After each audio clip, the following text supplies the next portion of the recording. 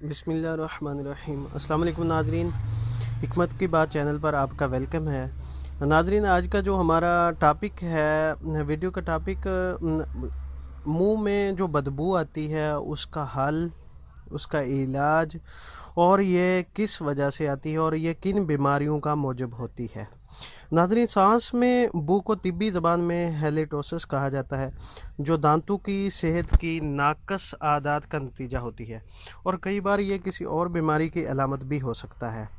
سانس میں بو مختلف غذاؤں کو کھانے اور چند دیگر غیر صحت مند طرز زندگی کی عادات کا نتیجہ ہو سکتی ہے۔ اب یہ غذا کا نتیجہ ہو یا آپ کی کسی مخصوص عادت کا، اس پر قابو پانا آسان ہو سکتا ہے، مگر کئی بار یہ کسی بیماری کی علامت بھی ہو سکتی ہے۔ اچھا ناظرین، اگر آپ خراٹے لیتے ہیں یا نیند کے دوران منہ کھلا رکھتے ہیں تو منہ میں زیادہ بیکٹیریا کا اجتماع ہونے لگتا ہے، جو سانس میں بو کا باعث بن سکتا ہے۔ اگر آپ چت لیٹ کر سونے کے عادی ہیں تو خراٹوں کا امکان بڑھتا ہے، اور پہلو کے بل لیٹنا اس مسئلے کو کم کرنے میں مدد دے سکتا ہے۔ خراٹے سلیپ اپینیا کی علامت بھی ہو سکتا ہے۔ اگر آپ اکثر خراٹے لیتے ہیں تو ڈاکٹروں سے مشورہ کریں تاکہ دانتوں یا دیگر مسائل سے بچ سکیں۔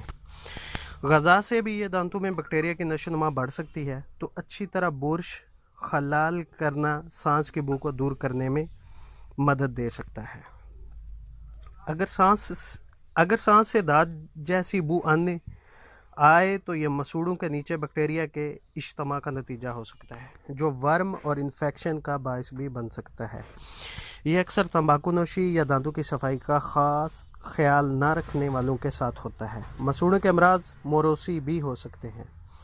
اچھا ناظرین، منہ کے بدبو کی ایک عام اور اہم وجہ جو یہ ہے، معدے میں تیزابی کے باعث یہ سیال غلط جگہ بہنے لگتا ہے اور اس نالی میں واپس چلا جاتا ہے، جو حلق کو معدے میں جوڑتی ہے، یعنی غذائی نالی میں چلا جاتا ہے۔ اس کے نتیجہ میں سانس میں بو پیدا ہوتی ہے، جبکہ منہ میں بھی کھانے یا سیال کے ٹکڑے آتے ہیں۔ یہ تیزابی سیال حلق اور منہ کو بھی نقصان پہنچا سکتا ہے اور زیادہ بو کا باعث بننے والے بیکٹیریا بڑھانے کا باعث بنتا ہے۔ ناظرین، ذیابیطس بھی منہ میں بدبو آنے کی وجہ ہو سکتی ہے۔ اگر آپ ذیابیطس کے مریض ہیں تو پھلوں جیسی بو بھی اس مرض کی علامت ہو سکتی ہے۔ جسم شکر کی جگہ چربی کو استعمال کر رہا ہے، یہ ممکنہ طور پر انسولین کی کمی کا اندیہ بھی ہو سکتا ہے، اور فوری طور پر ڈاکٹر سے رجوع کرنا چاہیے۔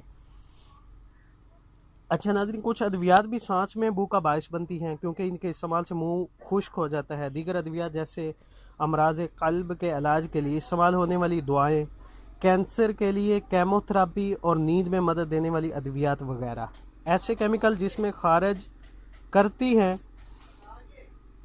جو سانس میں بو کا باعث بنتی ہیں۔ ایسا اس وقت بھی ہو سکتا ہے جب وٹامنز کا بہت زیادہ استعمال کیا جائے۔ اچھا ناظرین، منہ کے اندر چوٹ یا زخم اگر بیکٹیریا سے انفیکشن کا شکار ہو جائے تو سانس میں بو پیدا ہو جاتی ہے۔ اگر دانتوں یا مسوڑوں کی اچھی نگہداشت نہ کی جائے تو یہ مسئلہ پیدا ہونے کا امکان ہوتا ہے۔ یہ مسئلہ عام طور پر خود دور ہو جاتا ہے، مگر ایسا نہ ہو تو ڈاکٹر کے مشورے سے اینٹی بائیوٹکس کا استعمال کیا جا سکتا ہے۔ اچھا ناظرین، سب سے بڑا مسئلہ منہ سے میٹھی اور پھپھوندی جیسی بو آ رہی ہو تو جان جائیے کہ آپ کا جگر کا مسئلہ ہے اور مرض کی شدت بڑھ رہی ہے۔ اس کے علاوہ دیگر علامات جیسے یرقان بھی سامنے آ سکتا ہے۔ اگر منہ سے مچھلی جیسی بو آ رہی ہو تو یہ گردوں کی جانب سے کچرے کی صفائی نہ کرنے کا نتیجہ بھی ہو سکتا ہے۔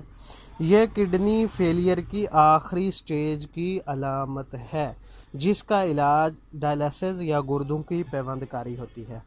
ناظرین، سب سے اہم اور آخری جو سجیشن ہے منہ کی بدبو ختم کرنے کے لیے، وہ سب سے بڑی ہے کہ حدیث پاک میں بھی اس کا ذکر آتا ہے بہت زیادہ، کہ مسواک کی جائے۔ مسواک کرنے سے منہ کی بدبو ختم ہو جاتی ہے۔